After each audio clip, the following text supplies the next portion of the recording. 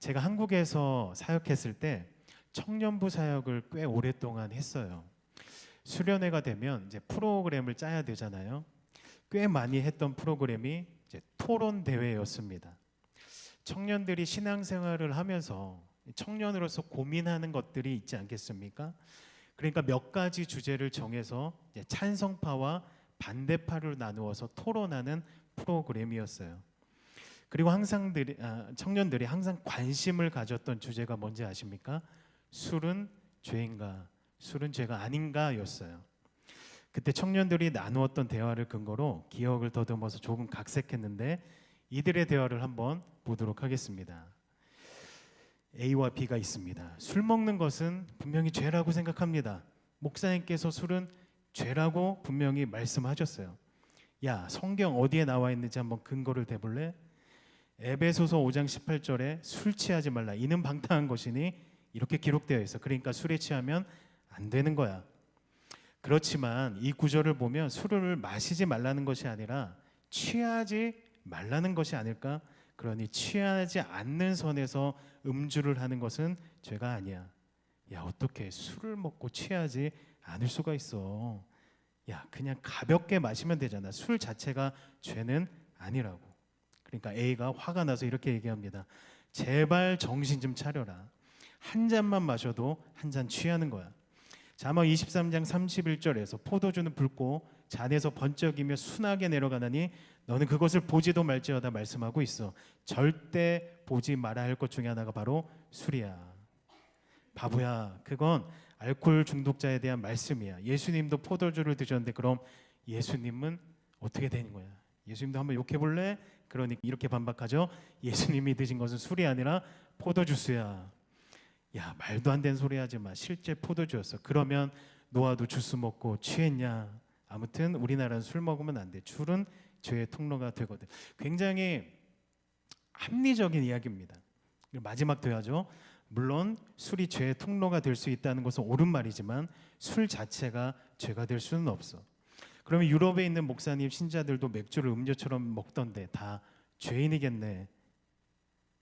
바보에서 이제 이 자식이로 나왔어요. 이 자식이 우리나라에선 더더욱 안 돼. 술 먹는 것을 보고 그리스도인인지 아닌지를 사람들이 결정하거든.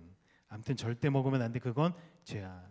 너는 왜 이렇게 사고가 막힌 고집스러운 생각을 하냐. 너만 잘나서 아주 대단하셔. 마지막에 회심의 칼을 건넵니다. 이 죄인아 어서 회개하라. 여러분, 이게 장난같이 한 대화 같지만 실제로 청년들이 이렇게 대화했었습니다. 둘 다 나름의 성경적 근거를 가지고 첨예하게 대립하는 모습을 볼 수 있었는데요. 오늘 거룩한 주일 제가 갑자기 술이라는 주제를 가지고 와서 우리 성도님들의 마음을 불편하게 하거나 혹은 마음의 불을 지펴드릴 생각은 조금도 없습니다. 여러분, 그런 것이 아니라 바로 죄에 대한 경계선에 있어서 술이라는 요소가 좋은 인사이트를 주기 때문입니다. 그래서 오늘 설교에서 이 단어가 조금 많이 나오더라도 목적이 있다는 것을 기억하시고 너그럽게 이해해 주셨으면 좋겠습니다. 그렇다면 죄의 경계선이 무엇일까요? 저는 죄의 영역을 세 가지로 구분할 수 있는데 우선은 흰색의 영역이 있다고 생각합니다. 흰색은 무엇일까요? 죄가 아닌 영역이에요. 우리가 하나님을 사랑하고 또 서로 사랑하고 섬김과 봉사의 역할을 감당하는 것, 그것이 바로 올바른 신앙생활을 하는 우리들이 마땅히 살아내야 될 흰색 영역이라는 것입니다. 우리가 그리스도인으로서 이것을 붙잡고 타협하지 말고 살아야 돼요.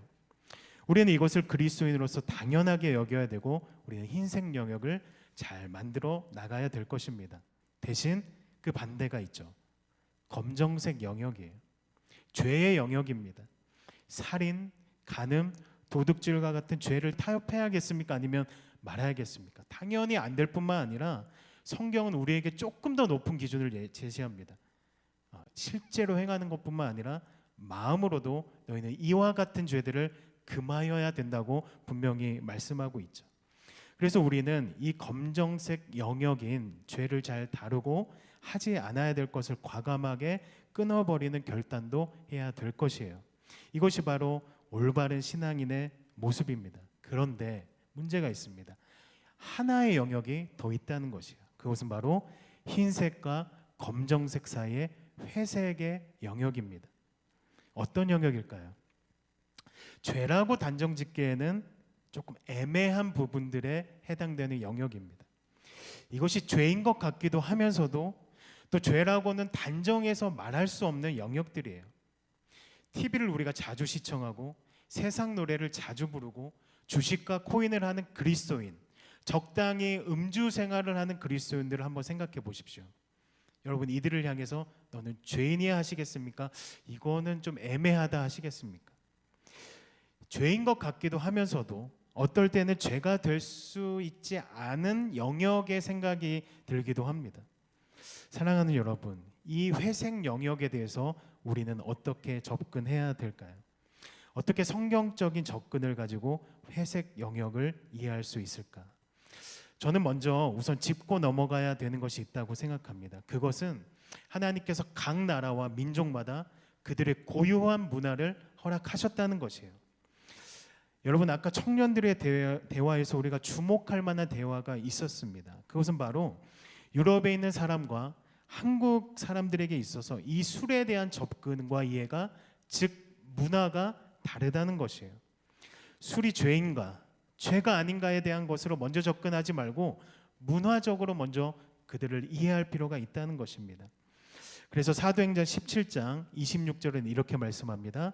그분은 인류의 모든 족속을 한 혈통으로 만드셔서 온 땅 위에 살게 하셨으며 그들이 살 시기와 거주할 지역의 경계를 정해 놓으셨습니다.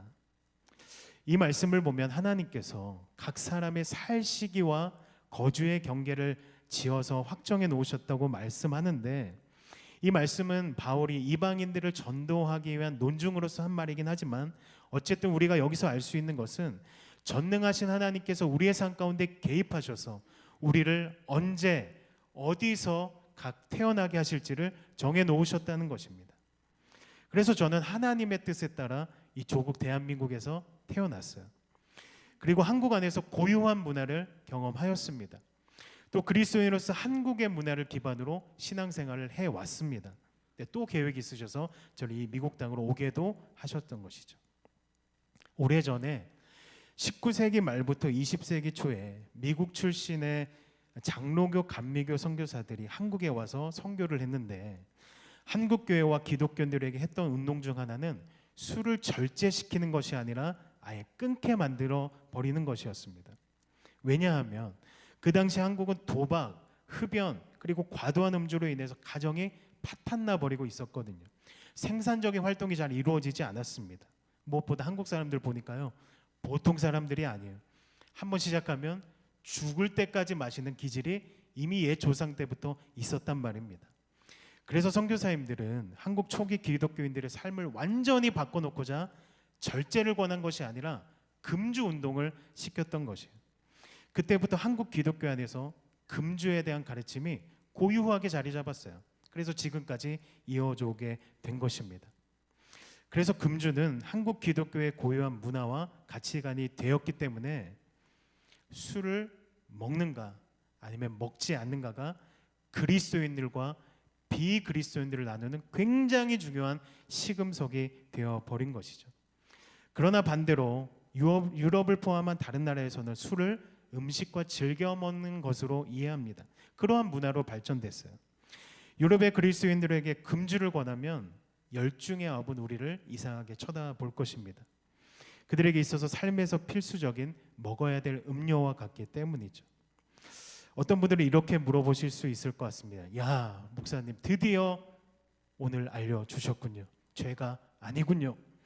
유독 한국과 같은 유교적 배경을 가진 국가에서만 금주라는 문화가 존재했던 거니까 죄가 아닌 것이 되겠네요. 제가 그 질문에 여러분 말이 맞습니다. 그러므로 이제 여러분들은 술에 대해서 자유하고 즐기십시오. 제가 만약에 이렇게 말했다면 이 시간 저는 설교를 하지 않았을 것이에요. 그 얘기 하려는 것이 아니라 이처럼 우리는 회색 영역에 있는 애매한 부분들을 다루는 것에 있어서 갈등이 일어나곤 하는데, 이것은 죄다, 이것은 죄가 아니다라고 하는 죄의 기준을 제시하는 것이 아니라 바울은 우리에게 새로운 기준을 제시하고 있다는 것이에요. 우리 함께 9절을 보겠습니다. 그러나 여러분에게 있는 이 자유가 약한 사람들에게 걸림돌이 되지 않도록 조심하십시오. 제가 이 시간 다 구체적으로 말씀드릴 수는 없어요. 그러나 성경적으로 풀어보면 술은 양면성이 다 있습니다. 술이 가진 속성을 경계하는 구절들도 있고, 동시에 술은 기쁨과 축제를 상징하는 의미로 사용되기도 해요. 또 어떤 구절에서는 건강을 위해 포도주를 조금씩 먹어도 된다라는 구절도 있습니다. 여러분은 술 자체가 죄는 아니다라는 이 성경적 지식이 있다고 한번 생각해 보시죠. 그렇다면 여러분들은 술은 죄가 아니기 때문에 어떻게 행동하셔야겠습니까? 먹어야 된다고 말씀하시겠습니까? 아니요. 바울은 그렇게 말하고 있지 않아요. 9절 말씀처럼 그러나 여러분에게 있는 이 자유가 약한 사람들에게 걸림돌이 되지 않도록 조심하라고 말씀하고 있어요. 여기서 우리가 발견할 수 있는 바울의 관심은 술이 죄가 아닌가 있지 않습니다. 여기에 포인트가 있는 것이 아니라 지금 누구를 향해 있습니까? 자유가 약한 그 사람들에게 맞춰져 있다는 것을 기억하십시오. 그렇다면 자유가 약한 사람들에게 맞춰져 있다는 것은 무엇을 뜻할까? 우리 1절을 보겠습니다. 1절을 보면 이렇게 말씀합니다. 우상에게 바친 고기에 대해서 말하겠습니다. 우리 모두가 지식이 있는 줄로 알고 있습니다. 지식은 사람을 교만하게 하지만 사랑은 덕을 세웁니다 라고 말해요. 여러분, 우리가 각자 생각하는 기준이 있어요. 흰색과 검정색 영역은 우리는 이것은 타협하면 안 됩니다. 반드시 해야 되고 반드시 하지 말아야 될 영역이기 때문에 이것은 성경에 맞춰서 그 기준대로 판단하면 됩니다. 그런데 특별히 회색의 영역에 있어서, 즉 성경이 구체적으로 이것은 죄가 아니다 말하는 이 영역에 있어서 우리 가운데 각자 가지고 있는 생각들이 있단 말입니다. 그런데 내가 가진 그 기준만 옳다고 고집하며 내 기준에 따르지 않으면 그것은 옳지 않아, 그것은 죄야라고 말한다면 그 지식으로 인해서 내가 교만해지고 자칫하면 그 지식으로 인해서 약한 사람들에게 시험이 될 수 있다는 사실을 기억해야 된다고 여기서 말하는 것이에요. 내 지식이 맞더라도, 그게 성경적으로 맞더라도 그것보다 더 뛰어난 하나의 기준이 있다는 것이에요. 그게 무엇입니까? 한 영혼을 사랑하는, 약한 영혼을 사랑하는 그 기준, 그 사랑의 기준이 우리의 지식 위에 있다는 말씀이죠. 이게 먼저 앞서야 된다는 것이, 이게 바로 예수 그리스도를 믿는 공동체 가운데 주시는 회색에 대한 기준입니다. 그렇다면 약한 자를 향한 사랑이라는 것은 구체적으로 어떤 것일까? 조금 길지만 우리 9절과 12절을 보겠습니다. 그러나 여러분에게 있는 이 자유가 약한 사람들에게 걸림돌이 되지 않도록 조심하십시오. 지식이 있는 당신이 우상의 신당에 앉아서 먹고 있는 것을 어떤 사람이 보면 그가 약한 사람일지라도 그 양심에 용기가 생겨서 우상에게 바친 고기를 먹게 되지 않겠습니까? 그러면 그 약한 사람은 당신의 지식 때문에 망하는 것입니다. 그리스도께서는 그 약한 신도를 위하여 죽으셨습니다. 이렇게 여러분들이 형제자매들에게 죄를 짓고 그들의 약한 양심을 상하게 하는 것은 그리스도께 죄를 짓는 것입니다. 이 부분을 조금 풀어서 설명드리겠습니다. 여러분, 교회는 한 사람이 세워나가는 것이 아니라 함께 세워나가는 것이에요. 교회는 사람들로 구성되어져 있고 움직이기 때문에 교회는 또한 공동체라고 말씀드릴 수 있습니다. 어떤 사람들은 교회의 무결점, 완전함을 주장하지만 그건 불가능합니다. 예수님이 완전하신 것이 우리는 완전하지 않아요. 그런 불완전한 우리가 함께 모여 이 교회를 구성하며 신앙생활을 해나가는데 서로의 생각과 기준이 다를 수 있습니다. 우리의 생각과 기준이 다르기 때문에 크고 작은 문제들이 교회 안에서 일어날 수 있습니다. 검정과 흰색이 아니면 회색의 영역에서는 일어날 수 있어요. 그런데 우리가 주목해야 될 것은 공동체 안에 있는 약한 사람들이에요. 또한 교회 안으로 들어올 수 있는 가능성이 있는 비그리스도인들입니다. 여기서 약하다는 것은 그들이 성경적으로 지식이 충분치 않다는 것을 의미해요. 이제 예를 들어 보겠습니다. 저는 술에 대한 지식이 충분히 있어요. 술 자체가 죄가 아닌 것도 알고 동시에 술을 절제하지 못함으로 발생하는 부작용도 압니다. 그래서 저는 술 자체가 죄는 아기 때문에 가벼운 음주를 하는 그리스도인들 결코 정죄하지도 않고 그럴 생각도 없어요. 그러나 동시에 혹시 우리 교회 안에서 이 술에 대한 지식이 충분하지 않은 신자들이 있을 수도 있고 혹은 새 신자들이 올 수도 있고 더 범위를 넓혀서 비그리스도인들이 교회에 나올 수 있습니다. 그런데 이분들이 한국적 문화에서 자라왔기 때문에 그리스도인과 비그리스도인을 나눈 기준을 술을 먹느냐 안 먹는 것으로 나눈다면 저는 그들의 신앙을 위해서 술이라는 단어를 절대로 입 밖에 꺼내지 않을 것이에요. 왜냐하면 내가 이 술에 대해서 가진 성경적 지식보다 뭐가 더 위에 있기 때문이에요? 그 영혼을 사랑하는 마음이 위에 있기 때문입니다. 이것이 바로 옳고 그름을 뛰어넘는 사랑의 기준이라는 것이죠. 만약에 제가 포틀랜드에 사는 한인들 가운데 단 한 사람이라도 이러한 생각을 가지고 있다면 저는 관심도 없고 하지도 않지만 저는 평생 동안 술을 입에도 대지 않을 것이고 쳐다도 보지 않을 것입니다. 왜냐하면 제가 혹시 그러한 말로 술은 죄가 아니죠 라는 그 말로 그들의 양심이 흔들릴 수 있는 가능성이 있기 때문입니다. 여러분, 제가 지금 술은 죄입니다, 술은 죄가 아닙니다 이것으로 접근하고 있나요? 아니죠. 그것이 아니라 지식을 뛰어넘는 한 영혼을 향한 사랑과 배려 때문에 그렇습니다.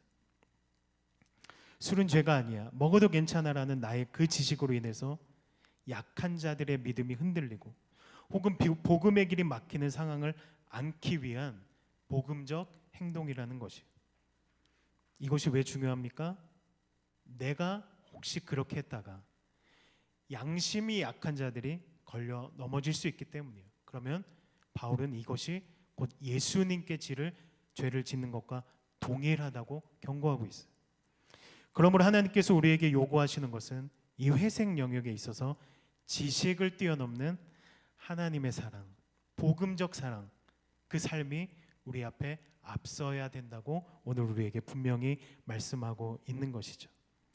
실제로 예전에 미국 대형 교회에서 예배당의 오래된 카펫을 교체하기 위해서 투표를 진행했는데 제가 지금 하고 있는 이 붉은색 넥타이와 같이 붉은색 카펫으로 할지, 보혈을 뜻하는 붉은색 카펫으로 할지 아니면 평안을 뜻하는 푸른색으로 할지 투표를 진행했어요.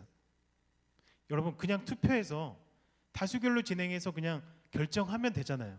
근데 싸움이 일어난 것이 서로 성경 구조를 이용하기 시작했어요. 카펫 색깔의 정당성을 막 주장하고 이것이 교회 안에 엄청난 대립으로까지 이어지게 되었습니다. 그리고 이 사건을 통해 약한 사람들이 상처를 받았어요. 여러분, 이것이 중요합니까? 어떤 색깔로 하든 그냥 다수결로 진행해서 결정하면 되는 것이지. 왜냐하면 여러분, 이것은 본질이 아니기 때문이에요. 왜 각자의 지식, 옳고 그름을 따지고 비본질의 영역에서 그토록 목을 메고 있는 것일까요? 우리는 본질, 그 복음을 향해서 목숨을 걸어야 될 시간도 부족한데 왜 이런 회색의 영역에서 우리는 힘을 쏟고 있는 것일까요? 왜냐하면 사랑보다, 복음보다 내가 가진 지식과 그 기준이 나 스스로를 교만하게 만들었기 때문이죠. 또 비슷한 일이 2000년대 초반에 한국에서 있었습니다. 이번에는 피아노예요. 낡은 피아노를 받고 새 그랜드 피아노를 구입했는데 이 새 피아노를 이전보다 강당 가까이로 배치한 것이에요. 근데 이게 또 문제가 되었어요. 어떻게 해요? 강단 멀리파와 강단 가까이파로 또 나눠지기 시작한 거예요. 또 여기에 누가 상처를 받았을까요? 약한 사람들이 여기에 또 상처를 받았습니다. 피아노가 강단 가까이에 있든 멀리에 있든 이게 본질일까요? 본질이 아닙니다. 그렇게 해도 되고 안 해도 되는 회색의 영역이에요. 그런데 왜 우리는 자꾸 이런 것에 대해서 목숨을 거는 것일까요? 똑같습니다. 내가 가진 기준과 지식이 사랑보다 앞서서 스스로를 교만하게 만들었기 때문이에요. 그러므로 지식을 뛰어넘는 사랑에 초점을 맞추지 않는다면, 이 회색 영역에서 우리가 그렇게 하지 않는다면 우리 공동체 안에 위험 요소로 될 수 있음을 기억하도록 하겠습니다. 그렇다면 자신의 지식만을 고집하며 사랑의 기준을 잃어버렸던 자들에게 그것은 복음적 삶이 아니다라고 권면했던 바울은 어떻게 복음적 삶을 살아냈을까요? 저는 바울의 삶을 보면 그의 삶이 마치 카멜레온과 같다고 말씀드릴 수 있을 것 같습니다. 즉 다양한 모습으로 살아갔다는 것이죠. 그 모습이 고린도전서 9장 19절에서 23절까지 기록되어 있는데, 우리 조금 길지만 좀 곱씹으면서 이것을 함께 읽도록 하겠습니다. 시작. 나는 어느 누구에게도 얽매이지 않는 자유로운 몸이지만 많은 사람을 얻으려고 스스로 모든 사람의 종이 되었습니다. 유대 사람들에게 유대 사람을 얻으려고 유대의 사람같이 되었습니다. 율법 아래에 있는 사람들에게는 내가 율법 아래에 있는 사람을 얻으려고 율법 아래에 있는 사람같이 되었습니다. 율법이 없이 사는 사람들에게는 내가 하나님의 율법이 없이 사는 사람이 아니라 그리스도의 율법 안에서 사는 사람이지만 율법 없이 사는 사람들을 얻으려고 율법 없이 사는 사람같이 되었습니다. 믿음이 약한 사람들에게는 약한 사람을 얻으려고 약한 사람이 되었습니다. 나는 모든 종류의 사람에게 모든 것이 다 되었습니다. 그것은 내가 어떻게 해서든지 그들 가운데서 몇 사람이라도 구원하려는 것입니다.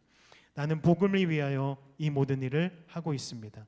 그것은 내가 복에 동참하기 위함입니다. 여러분, 이것입니다. 바울에게 있어서 자신이 할례받고 할례받지 않은 것 중요하지 않았어요. 이미 할례 문제에 있어서 예수 그리스도 안에서 자유하게 되었습니다. 그러나 바울은 유대인들을 전도하기 위해서 자신이 할례받은 유대인임을 강조했어요. 율법과 관습을 존중하며 유대인 공동체 안으로 들어가서 복음을 전하였던 것이죠. 그들과 같이 되었습니다. 얻기 위해서. 반대로 바울은 이방인들을 전도하기 위해서 바울은 할례 받는 것을 강요하는 거짓 교사들을 거칠게 비판하면서 할례와 구원은 전혀 무관하다고 말하면서 이방인들의 마음을 얻기 위해 할례 절대로 할 필요 없다고 이방인과 같이 되어 전도하였습니다. 또한 바울은 믿음이 약한 사람들, 오늘 본문에 기록된 사람들을 위해서 자신의 성경적 지식이 충만하였지만 그럼에도 불구하고 자신의 자유와 권리를 내려놓고 그들의 수준에서 복음을 전하였다는 것입니다. 단 한 가지 이유예요. 그들을 얻기 위해서, 복음으로 그들이 예수님께 돌아오기 위해서 카멜레온적 삶을 살았다는 것입니다.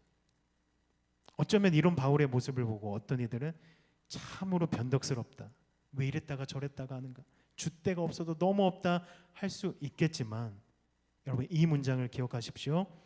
바울은 본질이라는 복음을 전하기 위해 비본질인 문화 관습에 있어서는 철저한 카멜레온이 되어 그들에게 다가갔습니다. 왜냐하면 그들을 얻는 것이 더 중요했기 때문이에요. 내가 가진 문화와 관습이 이러한데 내 기준에 맞추면 받아들이고 받아들이지 못하는 그러한 거절이 아니라 본질, 그 영혼을 얻기 위하여 나는 당연히 그들에게 철저하게 맞춘다는 이 복음적 삶, 사랑의 기준이 바울을 바울되게 하였던 것이죠. 내가 어떻게 해서든지 그들을 단 한 사람이라도 얻을 수 있다면 하면서 말입니다. 즉 본질인 복음 앞에서는 나의 성경적 지식도 나의 화려한 바리새인의 배경도 그렇게 의미가 있지 않다는 것이, 이거 갖고 싸우지 말자는 것입니다. 이거 갖고 갈등하지 말자는 것입니다. 회색의 영역, 그렇게 할 수도 있고 할 수도 없다면 약한 자들을 위해서 나는 기꺼이 그들의 편이 되어 얻겠다 하는 바울의 마음을 이 시간 여러분의 마음으로 받으시길 축복합니다. 그렇게 비본질의 영역은 여러분 중요하지 않아요. 그래서 때로는 유대인이 되고 때로는 이방인처럼 행동하였으며 때로는 믿음이 약한 자들의 수준에서 복음을 전한 바울의 모습을 기억하십시오. 우리의 모습도 이와 같아야 된다는 것이, 특별히 약한 자들을 위해서 이러한 모습을 보여야 된다는 것이, 이것이 바로 복음적 행동을 하는 그리스도인의 모습입니다. 여러분, 한 영혼이 내 지식과 기준으로 인해 신앙이 걸림돌이 되지 않게 하십시오. 절대로 비본질적인 것에 목숨을 걸지 마십시오. 한 영혼이 복음 안에서 잘 성장할 수 있다면 회색 영역에서 내가 가진 지식과 기준은 기꺼이 내려놓을 수 있는 우리 되길 축복합니다. 이게 바로 복음적 삶이에요. 중요한 것은 내가 하는 이 행동이 하나님께 영광이 되는가, 그 사람에게 덕이 되는가, 이것만 기억하십시오. 이것이 바로 바울이 오늘 우리에게 전하는 지식을 뛰어넘는 기준, 즉 사랑의 삶, 복음적 삶인 것입니다. 그러므로 여러분, 이 시간 우리 다시 한번 결단하도록 하겠습니다. 우리의 신앙생활에 있어서 혹시 이 회색 영역인 비본질에 집착하여 나의 지식과 주장만을 고집하지 않으셨습니까? 본질인 복음보다 더 앞섰던 나의 지식과 기준은 혹시 없으셨습니까? 그러므로 연약한 자들이 교회 안에서 더 잘 성장하기 위해 애를 쓰고 물을 주는 우리가 되도록 하겠습니다. 나의 지식과 기준보다 사랑의 기준으로 먼저 그들을 대하는 우리 공동체가 되어질 수 있기를 정말로 축복합니다. 바라기는 이를 기억하며 그렇게 우리 성도님들 한 분 한 분이 복음적 삶을 살아내므로 주님께 칭찬받는 우리 교회 될 수 있기를 예수님의 이름으로 간절히 축원드립니다. 아멘.